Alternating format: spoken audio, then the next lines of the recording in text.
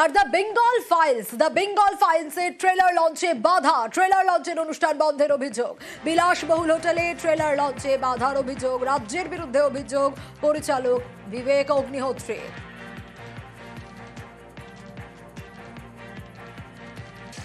आपने आज के पहले कभी किसी चलते हुए प्रोग्राम में देखा है प्राइवेट होटल के अंदर की कोई आके तार काटते हैं? ये किसके ऑर्डर्स पे हो रहा है मुझे पता नहीं, क्यों हो रहा है मुझे पता नहीं।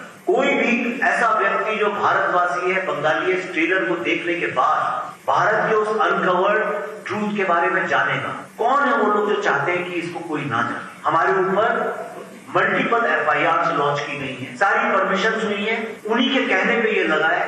आपने खुद अपनी आंखों से देखा है, प्रोग्राम चल रहा था, आपके सामने उनके मैनेजर्स ने आके, और अभी तक उनके पास कोई रीजन नहीं है, वो ये नहीं बता सकते कि किस कारण से इसको रोका जा रहा है।